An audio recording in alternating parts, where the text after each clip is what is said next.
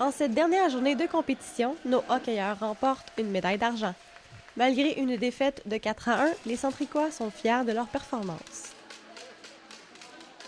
Il y a 2 ans, à Saguenay, il avait fini 14e. On voulait au moins finir 4e, puis on a fini 2e. C'est vraiment une belle expérience.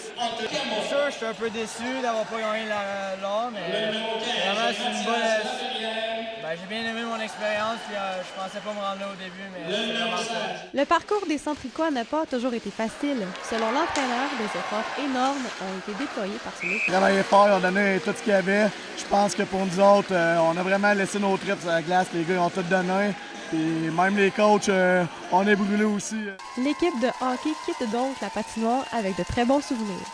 En général, cette édition des Jeux du Québec a vraiment été une réussite, autant pour les athlètes que pour le comité organisateur. Belle expérience à revivre n'importe quand. Avec ton équipe, on rencontre des nouveaux gens, de nouvelles personnes, puis c'est super le fun. On nous raconte souvent que tous les missionnaires, les athlètes sortent ici avec une expérience inoubliable, incroyable.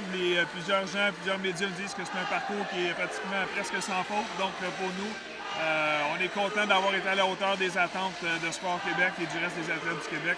Je pense qu'on peut être fiers de ce qu'on a accompli comme organisation. Le public partage d'ailleurs cette opinion. Je voyais vraiment l'esprit d'équipe, le sentiment de l'appartenance que le monde avait ensemble. Puis je trouvais que c'était une belle expérience, puis les jeunes avaient l'air d'avoir du fun. L'organisation était super, il y a beaucoup d'ambiance et la ville participe au complet. Les Jeux du Québec d'hiver sont déjà terminés. Le Centre du Québec a récolté 23 médailles au total. Josiane Cloutier et Marc-Antoine Turcotte à Drummondville.